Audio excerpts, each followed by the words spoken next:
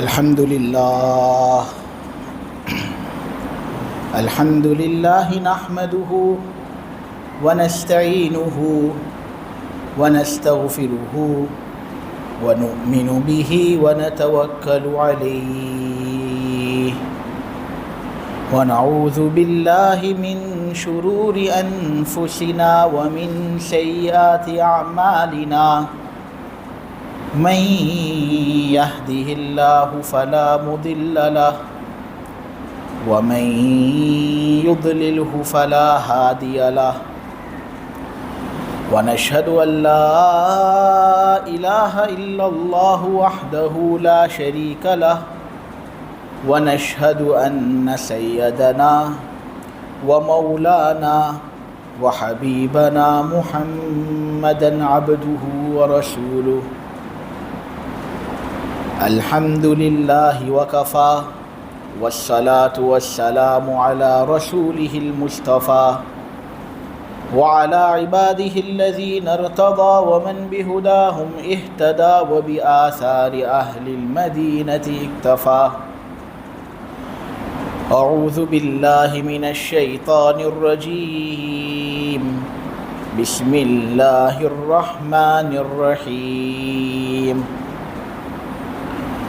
والذين إذا فعلوا فاحشة أو ظلموا أنفسهم ذكروا الله فاستغفروا لذنوبهم ومن يغفر الذنوب إلا الله ولم يصروا على ما فعلوا وهم يعلمون صدق الله العظيم. عن أبي ذر جندب بن جنادة وأبي عبد الرحمن معاذ بن جبل رضي الله تعالى عنهما عن رسول الله صلى الله عليه وسلم قال اتق الله حيث ما كنت وأتبع السيئة الحسنة تمحها وخالق الناس بخلق حسن رواه الترمذي وقال هذا حديث حسن وفي بعض النسخ حسن صحيح.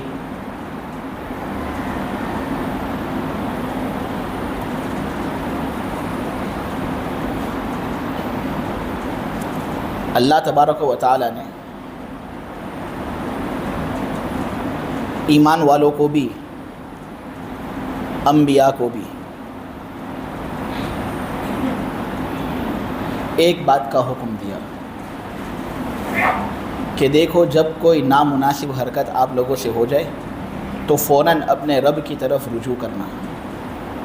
رب کی طرف رجوع کرنے میں آپ لوگوں کے لیے بڑی بھلائی ہے.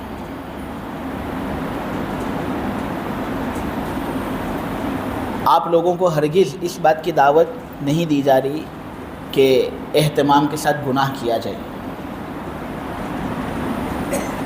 گناہ کرنا اللہ تبارک و تعالیٰ کو پسند نہیں. گناہ سے آدمی اللہ کی نگاہ کے اندر بالکل گر جاتا ہے. اور امام احمد کے سامنے جب ایک شعر پڑھا جاتا تھا تو امام احمد وہ شعر جب سنتے تھے تو ان کی آنکھوں سے بہت زیادہ آنسو نکلتے تھے. اس شعر کے اندر شاعر کہتا تھا اذا ما قال لی ربی اما استحییت تعصینی، کہ اس وقت میں اپنے پروردگار کو کیا جواب دوں گا جب میرا پروردگار مجھ سے پوچھے گا اے میرے بندے میری نافرمانی کرتے وقت کیا تجھے شرم نہیں آئی؟ تو گناہ اپنے والدین کے سامنے تو کرتا نہیں ہے کیونکہ تجھے یہ ڈر لگا رہتا ہے کہ اگر میرے والدین کو پتہ چل جائے گا تو بڑی رسوائی ہوگی، ذلت ہوگی میری. تو جب تو گناہ کر رہا ہوتا ہے تنہائی میں اور یہ سمجھ رہا ہوتا ہے کہ دنیا والے مجھے دیکھ نہیں رہے تو کیا تجھے اس بات سے شرم نہیں آتی کہ میں وہاں پر ہوتا ہوں؟ کیا تجھے یہ بات معلوم نہیں کہ میں تجھے دیکھ رہا ہوں؟ تیری جو شہ رگ ہے اس سے بھی زیادہ میں قریب ہوں.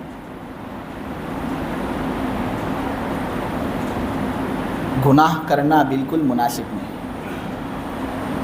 اللہ گناہوں سے ہم سب کی حفاظت کرے. لیکن اس کا مطلب یہ نہیں میرے عزیزو کہ جب ہم سے کوئی گناہ ہو جائے تو ہم اللہ کی رحمت سے نا امید ہو جائیں، مایوس ہو جائیں. جب اللہ تبارک و تعالی ہے تو اللہ تبارک و تعالی کی صفت غفاریت بھی ہے. جب اللہ تبارک و تعالی ہے تو اللہ تبارک و تعالی کی صفت رحیمیت بھی ہے. اللہ بہت معاف کرتے ہیں. جب گناہ لوگوں سے ہو جاتے ہیں تو اللہ تبارک و تعالی تو چاہتا ہے کہ لوگ اس سے توبہ کریں اور اس کی طرف رجوع ہوں. سورہ نساء کے اندر ہے واللہ یرید ان یتوب علیکم. اللہ چاہتا ہے کہ اے میرے بندو تم آؤ میرے پاس، مجھ سے توبہ کرو تو میں تمہاری طرف رجوع خود ہوں گا اور میں تم پر متوجہ ہوں گا، اپنی خاص توجہ تم پر رکھوں گا. نبی کریم صلی اللہ علیہ وسلم کا ارشاد بھی ہے. حضور ایک دن بہت فکر میں تھے اور کہہ رہے تھے کہ مجھے تم لوگوں کے سلسلے میں ایک بڑی مصیبت کا اندیشہ ہے. وہ مصیبت کا اندیشہ یہ ہے کہ مجھے یہ ڈر لگا رہتا ہے کہ کہیں تم لوگ بالکل پاک صاف ہو جاؤ اور گناہ بالکل کرو گے ہی نہیں. کیونکہ اگر ایسا معاملہ ہو جائے گا کہ تم سے گناہ بالکل ہوں گے ہی نہیں تو اللہ تم کو ہلاک کرے گا، تم کو نیست اور نابود کرے گا اور ایسی قوم پیدا کرے گا جو اللہ تبارک و تعالیٰ کی نافرمانی کر کے اللہ تبارک و تعالیٰ کے بارگاہ کے اندر حاضر ہو اور توبہ کرے تو اللہ ان کو معاف کرے. اللہ کو معافی اتنی زیادہ پسند ہے، معاف کرنا اس کو اتنا زیادہ اچھا لگتا ہے. چونکہ وہ بہت بڑے ہیں نا، اس لیے چھوٹوں کو معاف کرنے کے اندر اللہ تبارک و تعالیٰ بڑی مہربانی ظاہر فرماتے ہیں. نبی کریم صلی اللہ علیہ وسلم کا ایک ارشاد سنن ابن ماجہ کے اندر موجود ہے کہ جتنے بھی بنو آدم ہیں نا، جتنے بھی سب کے سب خطا کار ہیں. کوئی نہ کوئی گناہ کے اندر لگا رہتا ہے. میرے عزیزوں مجھے کہنے کی ضرورت نہیں ہے، نہ کسی کا پردہ فاش کرنا ہے. یہاں بیٹھنے والا بھی گناہ کے اندر مبتلا ہے اور یہاں جو سننے والے ہیں سب کوئی نہ کوئی گناہ کے اندر ہوں گے. وہ تم جانتے ہو، اللہ جانتا ہے، میں جانتا ہوں، میرا رب جانتا ہے.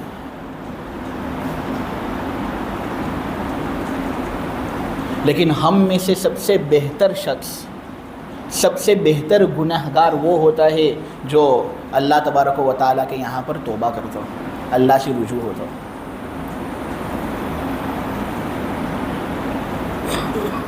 ہر انسان گنہگار ہے لیکن سب سے بہترین گنہگار وہ ہے جو اللہ کے حضور توبہ کرتا ہے.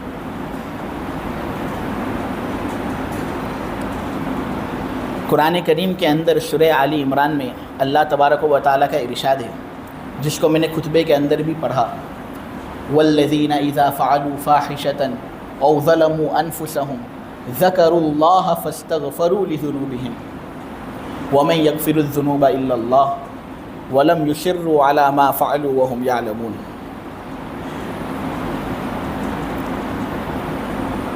اللہ تبارک و تعالیٰ کی یہاں پر بڑی عزت ہے ان لوگوں کی جو گناہ کرتے ہیں، اپنے آپ پر ظلم کرتے ہیں،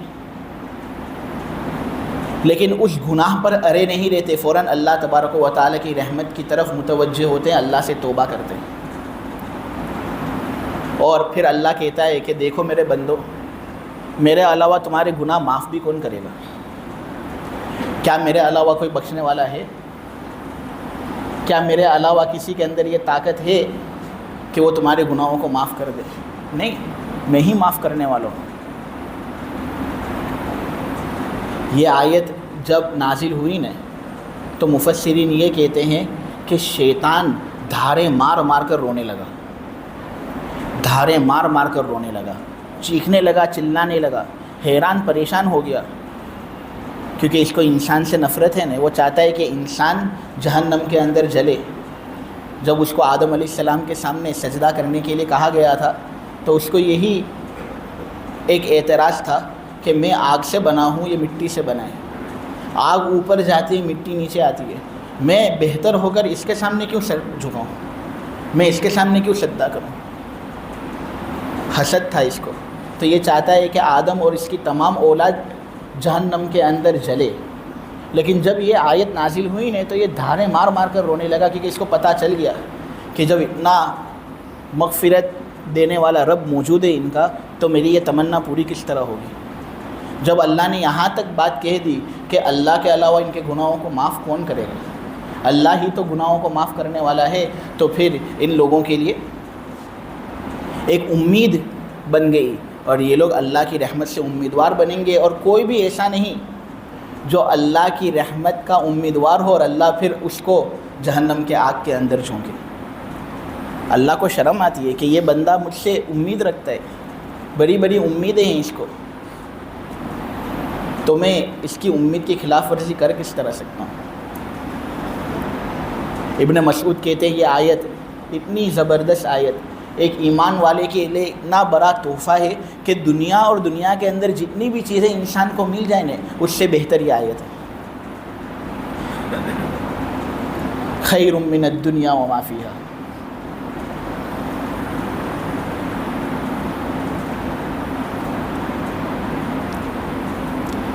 سفیان ثوری ایک مرتبہ بیمار ہو گئے تھے۔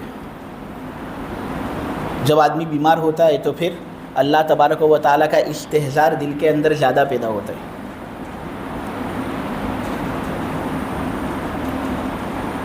حماد ابن سلمہ ان کی عیادت کرنے کے لیے گئے تو سفیان ثوری بہت بے چین تھے۔ بے چینی کی حالت میں حماد سے کہنے لگے کہ اے حماد، کیا اللہ مجھے معاف کر دے گا؟ کیا میرے گناہوں کو اللہ بخش دے گا؟ حماد ابن سلمہ نے کہا، اے سفیان، میرے والدین کل آخرت میں میرا حساب کریں، اس سے زیادہ میں اس بات کو پسند کرتا ہوں کہ اللہ میرا حساب کرے، کیونکہ میرا رب 70 ماؤں سے زیادہ مجھ سے محبت کرتے ہیں۔ مسلم شریف کے اندر ایک روایت ہے جس کے راوی حضرت ابو سعید خدری رضی اللہ تعالیٰ عنہ، وہ کہتے ہیں کہ نبی کریم صلی اللہ علیہ وسلم نے ایک مرتبہ ایک قصہ ہمارے سامنے بیان کیا تھا، ایک آدمی کے بارے میں جس نے 99 قتل کیے تھے۔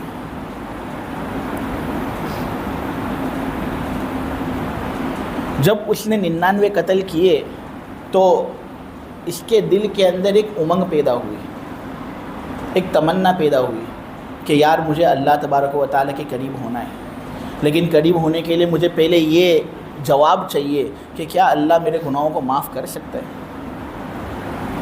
کیا میرا رب میرے گناہوں کو معاف کرے گا؟ تو بیچارہ یہاں وہاں بھٹکتا رہا، گلیوں کے اندر کوچوں کے اندر جاتا رہا، کسی ایک عالم کی تلاش میں جو عالم اس کو صحیح مسئلہ بتائے اور صحیح فتویٰ دے۔ چلتے چلتے یہ ایک کسی راہب کے پاس چلا گیا جو بہت عبادت کرتا تھا، لیکن علم اس کے پاس تھا نہیں۔ عبادتیں کرتا تھا، اللہ کا بڑا قریب بندہ تھا، نیک بندہ تھا، لیکن جو علم ہونا چاہیے جو ایک عالم کے پاس ہوتا ہے وہ اس کے پاس تھا نہیں۔ تو اس کے پاس جب وہ بندہ اس طرح چلتے چلتے آتا ہے تو وہ کہتا ہے کہ بھائی جان، میں ایک مسئلے کا جواب چاہتا ہوں۔ تو اس آدمی نے کہا، بولو بھتیجے، تم کو کیا جواب چاہیے؟ اس آدمی نے کہا کہ میں نے 99 قتل کیے ہیں، میں نے 99 لوگوں کا خون بہایا ہے، میں اپنے ہاتھوں کو دیکھتا ہوں تو میرے ہاتھ خون کے اندر رنگے ہوئے نظر آتے ہیں، میرے جسم پر میں دیکھتا ہوں تو میرے جسم پر اوروں کا خون نظر آتا ہے۔ میں بس اس تلاش کے اندر ہوں کہ کیا میرا رب مجھے معاف کرے گا؟ کیا ابھی میرے لیے کوئی روشنی ہے جس روشنی کو میں حاصل کر لوں، پکڑ لوں؟ کیا میرے لیے کوئی آگ ہے ایسی جس آگ سے میں گرمی حاصل کر لوں؟ میرے بدن کو ٹھنڈک جو پہنچ رہی ہے یہ ٹھنڈک دور ہو اور ایک گرماہٹ نصیب ہو۔ گھبراہٹ چھائی ہوئی ہے میرے بدن پر، دن رات پریشان، حیران، سرگرداں پھرتا رہتا ہوں، کچھ سمجھ میں نہیں آتا۔ کیا میرے لیے کوئی ایسی راحت کی چیز ہے؟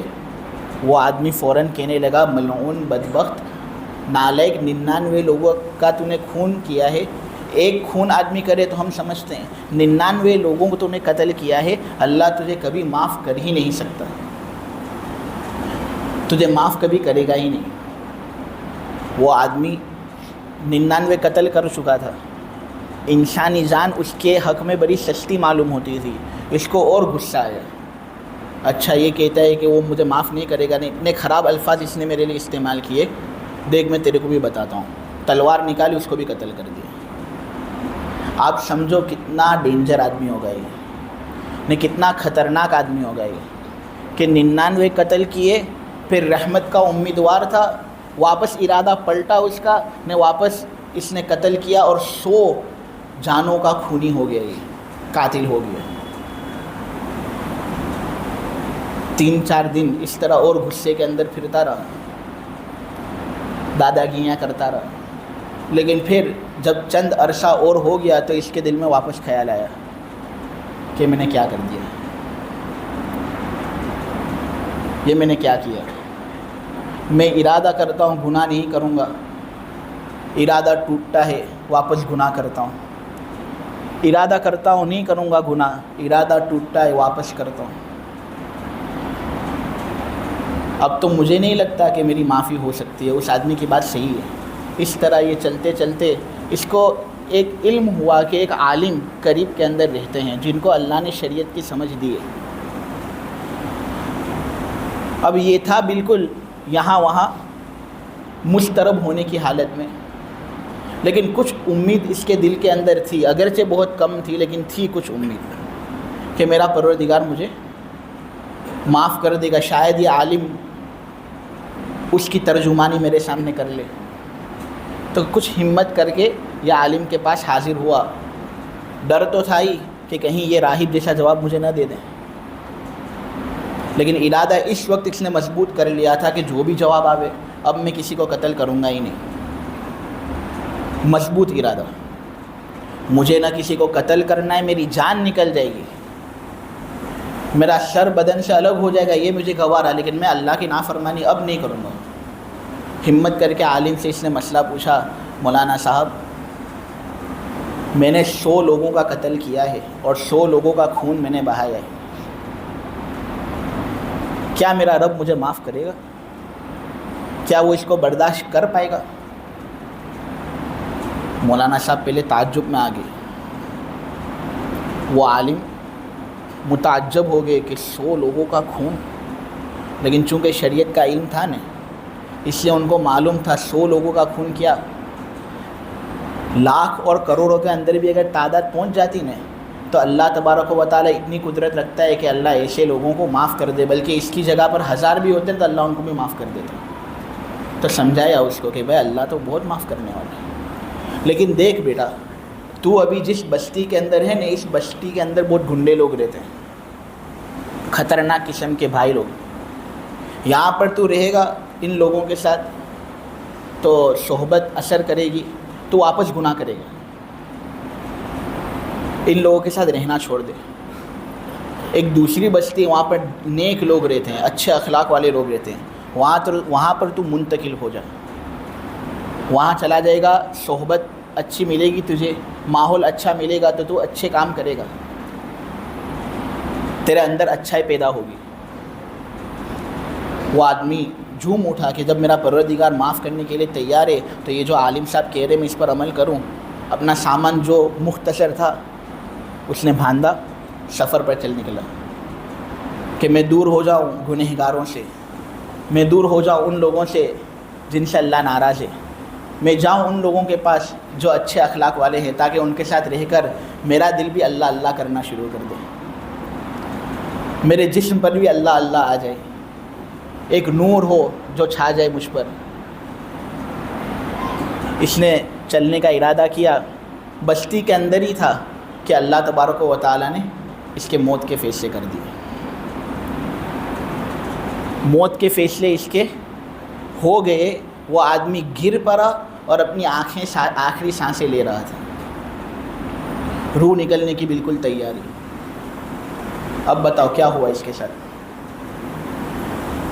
روح نکلنے کی تیاری تھی کہ اللہ تبارک و تعالیٰ نے دونوں فرشتے بھیج دیے، عذاب والے فرشتے بھی بھیجے اور رحمت کے فرشتے بھی بھیجے۔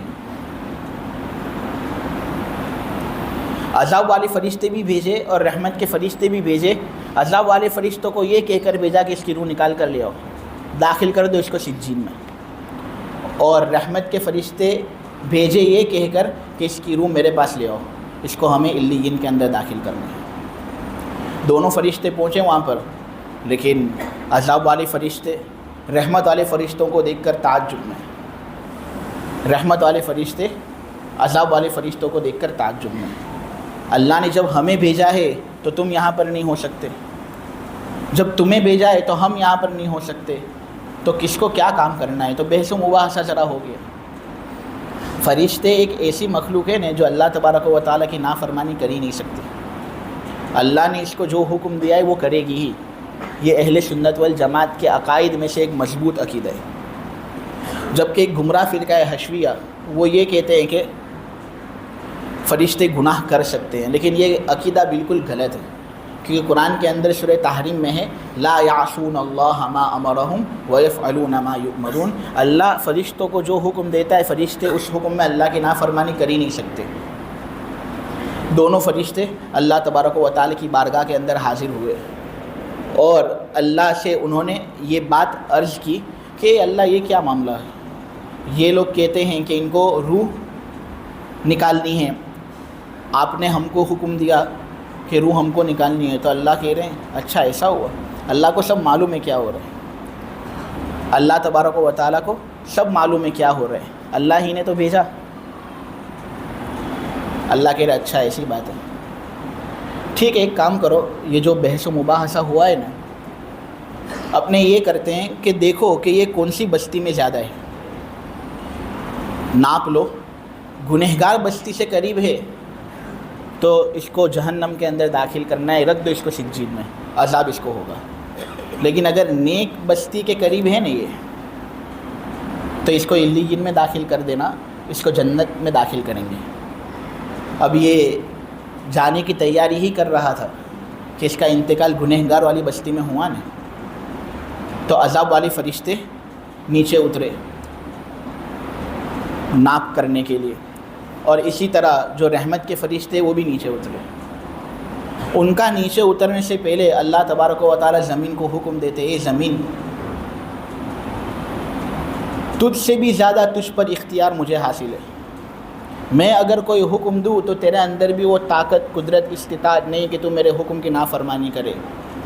یہ بندہ اگرچہ گنہگار بستی سے زیادہ قریب ہے، لیکن میں تجھے حکم دیتا ہوں کہ اس زمین کے حصے کو تو کشادہ کر دے اور اس کو قریب کر دے اس زمین کے حصے کے ساتھ جہاں نیک لوگوں کی بستی ہے۔ زمین کو اللہ نے حکم دیا، زمین نے وہ کام کیا۔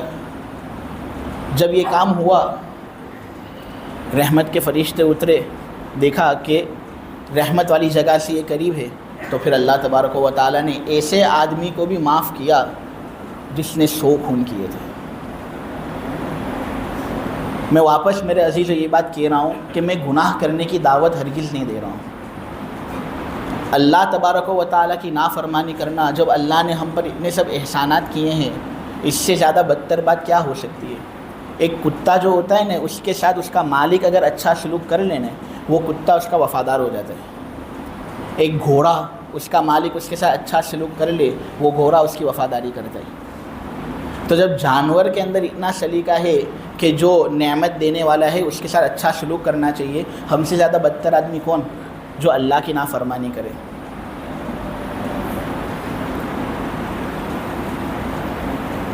لیکن اگر کسی سے نافرمانی ہو جائے تو اس کا مطلب یہ نہیں کہ وہ اللہ کی رحمت سے نا امید ہو جائے، مایوس ہو جائے۔ اللہ کی رحمت کی امید اس کے دل کے اندر ہونی چاہیے۔ اگر اللہ کی رحمت سے وہ نا امید ہوتا ہے تو عقائد کے جو مصنفین ہیں انہوں نے یہ بات اپنی کتاب کے اندر لکھی ہے، یہ تو کفر ہے۔ کوئی آدمی اگر یہ سمجھتا ہے کہ اللہ تو مجھے معاف نہیں کرے گا، میں تو اتنا بڑا پاپی، تو عقائد کی کتابوں کے اندر یہ بات لکھی ہوئی ہے تو کفر، آدمی کافر بن جاتا ہے فوراً۔ لا تیأسوا من روح اللہ انہ لا ییأس من روح اللہ الا القوم الکافرون۔ تم اللہ کی رحمت سے نا امید مت ہو، کائے کو نا امید ہوتے ہو؟ لا تقنطوا من رحمت اللہ، یقیناً اللہ بہت گناہوں کو معاف کرتا ہے۔ اگر تم اللہ کی رحمت سے نا امید ہوتے ہو، معلوم ہوا کہ تم رحمت کا انکار کر رہے ہو، اور رحمت کا انکار کرنا کفری ہے۔ تم اللہ کی رحمت سے نا امید مت ہو، اللہ کی رحمت سے نا امید وہی لوگ ہوتے ہیں جو بڑے پکے کافر ہوتے ہیں۔ سورہ یوسف کی یہ آیت ہے۔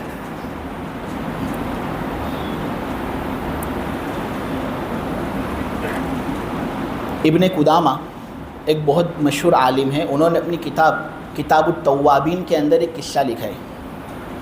اس قصے کے اندر انہوں نے یہ بات لکھی ہے کہ شیخ صالح ایک مرتبہ درس دے رہے تھے، تو انہوں نے ایک نوجوان سے کہا، اے بچے ذرا قرآن پڑھ، اس قرآن کی آیت کی ہم تفسیر کریں گے لوگوں کے سامنے۔ چنانچہ اس نے آیت پڑھی، وَأَنذِرْهُمْ يَوْمَ الْآزِفَةِ إِذِ الْقُلُوبُ لَدَى الْحَنَاجِرِ كَاظِمِينَ مَا لِلظَّالِمِينَ مِنْ حَمِيمٍ وَلَا شَفِيعٍ يُطَاعُ۔ لوگوں کو ڈراؤ ایک ایسے دن سے جس کی مصیبت قریب آنے والی ہے، جب لوگوں کے کلیجے ان کے گھلوں کے اندر گھبراہٹ کی وجہ سے اٹک جائیں گے۔ ظالم لوگوں کے لیے وہاں نہ کوئی جگری دوست ہوگا، نہ کوئی سفارشی ہوگا جس کی سفارش مانی جائے، قبول کی جائے۔ شیخ صالح نے بڑے پرزور انداز میں اس کی تفسیر کی اور کہا، لوگوں کیا کرو گے؟ وہ دن کتنا خطرناک ہے، کیا تمہیں معلوم نہیں؟ جب برہناپا ذلیل کپڑوں کے اندر جہنم میں لوگوں کو داخل کیا جا رہا ہوگا، جب لوگ خون کے آنسو رو رہے ہوں گے، جہنم کی آگ بھڑک رہی ہوگی، فرشتے زنجیروں کے ذریعے سے اس آگ کو کنٹرول میں لانا چاہیں گے، لیکن وہ آگ نکلتی جائے گی۔ 70,000 لگامیں، ہر لگام پر 70,000 فرشتے، جہنم کی آگ واپس جوش مار رہی ہے کہ اتنے سب فرشتوں کے ہاتھوں سے بھی وہ جہنم کی آگ نکل رہی ہے۔ ایسی آگ، اتنی خطرناک آگ کہ اس کے اندر پہلے تو سرخی تھی، لیکن وہ سرخی جل کر سفیدی بن گئی۔ وہ سفید تھی لیکن وہ سفیدی جل کر اب وہ آگ اتنی اندھیری ہے کہ اس کے اندر روشنی نام کی کوئی چیز ہی نہیں۔ ذرا آپ اندازہ لگاؤ کیسی خطرناک آگ کہ تکلیف ہو رہی ہے لیکن کچھ دکھ ہی نہیں رہا۔ ایک نوجوان جو گناہوں میں ڈوبا ہوا تھا، گناہوں میں مست و مگن تھا، وہ کھڑا ہوا اور شیخ کو کہنے لگا، شیخ کیا واقعتاً یہ سب قیامت کے دن ہونے والا ہے؟ کیا اتنا خطرناک منظر ہوگا؟ شیخ صالح نے کہا، بھتیجے میں کیا کہوں تجھے، یہ تو کچھ نہیں ہے، قیامت کا منظر اتنا خطرناک اور خوفناک ہوگا کہ میری زبان کے اندر یہ طاقت نہیں کہ میں حقائق کو تمہارے سامنے ایسے ویسے بیان کر سکوں۔ چیخنے والے چیخیں گے نے تو اتنا زیادہ چیخیں گے، اتنا زیادہ چیخیں گے کہ چیخنے کی طاقت ہی ختم ہو جائے گی۔ جہنم کی آگ کے اندر گھپ اندھیرا، فقط ایک بھن بھناہٹ محسوس ہوگی، اس طرح بھن بھناہٹ، اور سب کو عذاب ہو رہا ہے۔ وہ نوجوان جب یہ منظر اس نے سنا تو چیخے مار مار کر رونے لگا، دھارے مار مار کر رونے لگا اور کہنے لگا، اے شیخ صالح، تم بس مجھے ذرا یہ بتا دو کہ تم کو معلوم ہے میرا حال، میں کتنے گناہ کرتا ہوں، سب کو معلوم ہے کہ میں کتنے گناہ کرتا ہوں، کیا اگر میں اللہ سے ابھی مغفرت مانگوں تو اللہ کیا میری مغفرت کر دے گا؟ شیخ صالح نے کہا 110%۔ وَمَن يَغْفِرُ الذُّنُوبَ إِلَّا اللَّهُ، اللہ کے علاوہ گناہوں کو معاف کون کر سکتا ہے؟ اس نے فوراً توبہ کی، چند دنوں کے اندر وہ بیمار ہو کر اس کا انتقال ہو گیا۔ ایک خواب دیکھنے والے نے خواب دیکھا اور اس نوجوان کو اس خواب میں اس نے دیکھا، نظارہ دیکھا کہ بڑا خوش تھا۔ اس نے پوچھا، اے نوجوان کیا حال ہے؟ اس نوجوان نے کہا، شیخ صالح کی ایک مجلس نے مجھے جہنم کی آگ سے بچا دیا۔ شیخ صالح پھر فخر سے مجلس کے اندر کہتے تھے، یہ نوجوان ایک تھا ایسا، سنو یہ قرآن کا قتیل تھا، یہ میری نصیحت کا قتیل تھا، میری نصیحت نے اس کو مار ڈالا، قرآن نے اس کو مار ڈالا۔ اس کا مطلب یہ کہ اتنا خطرناک اثر اس کے دل پر ہوا کہ اس نے توبہ کی، توبہ زبردست طریقے سے کی کہ اللہ تبارک و تعالیٰ نے اس کی معافی کر دی۔ لہٰذا میرے عزیزو، ہم گناہوں سے سب سے پہلے اپنے آپ کو بچائیں۔ حدیث کے اندر آتا ہے، وَأَتْبِعِ السَّيِّئَةَ الْحَسَنَةَ تَمْحُوهَا، گناہ اگر تم سے ہو جائیں نا تو فوراً نیکی کر لو، توبہ کر لو اور نیکی کر لو، اللہ تمہارے گناہوں کو معاف کر دے گا۔ نے پھر کہا، وَخَالِقِ النَّاسِ بِخُلُقٍ حَسَنٍ، سب کے ساتھ اچھا سلوک کرو، سب کے ساتھ اچھا سلوک کرو۔ اور گناہ جب ہو جائے تو فوراً نیکی کر ہی لینی ہے، صدقے کی شکل میں بھی کیوں نہ ہو، نماز کی شکل میں کیوں نہ ہو۔ ایک صحابی نے بوسہ دیا تھا ایک عورت کو، حضور کے سامنے آئے تھے وہ اور کہنے لگے، حضور کیا کہوں، میری ہمت تو ہوتی نہیں ہے، لیکن آپ ہی میرے مفتی، آپ ہی میرے مولانا، آپ کو نہیں کہوں گا تو کس کو کہوں گا؟ یہ گھنونا جرم مجھ سے ہوا ہے کہ میں نے ایک عورت کو بوسہ دے دیا۔ ایک روایت کے اندر آتا ہے کہ اس نے کیا کہا معلوم ہے؟ اس نے یہ کہا کہ جماع کے علاوہ سب چیزیں میں نے اس عورت کے ساتھ کر لی، فقط جماع باقی رہ گیا تھا، اس کے علاوہ میں نے سب حرکتیں اس کے ساتھ کر لی۔ اے اللہ کے رسول کیا کروں، میرا سینہ تنگ ہو گیا ہے، جینا میرے لیے بہت مشکل لگ رہا ہے۔ حضرت عمر سب کے سامنے کہتے ہیں اے مسلمان، تو پردہ پوشی کرتا اپنے ایپ پر، ہم کو کیا معلوم کہ تو نے یہ گناہ کیا ہے، سب کے سامنے کھولنے کی کیا ضرورت کہ تو نے یہ گناہ کیا، سب پوسٹر وغیرہ چھاپ رہے ہو اور سب کے سامنے چھپ رہے ہو، ارے چھپاؤ اپنے آپ کو، چھپنے کی کیا ضرورت۔ نبی کریم صلی اللہ علیہ وسلم نے نظر نیچی کی، نے اللہ تبارک و تعالیٰ نے آیت اتاری اور کہا اقیم الصلاۃ طرفی النہار وزلفا من اللیل، نمازیں پڑھا کرو، نمازیں پڑھنے سے اللہ تمہارے گناہوں کو مٹا دے گا۔ اللہ تبارک و تعالیٰ کہنے کو قبول فرمائے، سننے کو قبول فرمائے۔ جب حضور نے یہ حکم فرمایا نا تو ایک آدمی فوراً کھڑا ہو گیا اور کہنے لگا اے اللہ کے رسول، اس صحابی کے لیے ہی ہے یہ حکم یا ہمارے لیے بھی یہ حکم ہے؟ کیونکہ سب کو معلوم ہے کہ گناہ فقط انہی سے نہیں ہوتے، ہم سے بھی ہوتے ہیں۔ نبی کریم صلی اللہ علیہ وسلم نے کہا سنو میرے صحابہ، یہ حکم سب کے لیے ہے، میری پوری امت کے لیے حکم ہے کہ جو آدمی بھی گناہ کرتا ہے، گناہ کرنے کے بعد نیکی کرتا ہے، اللہ اس کے گناہ کو نیکی کی وجہ سے معاف کر دیں گے، ختم کر دیں گے۔ اللہ تبارک و تعالی عمل کی توفیق عطا فرمائے۔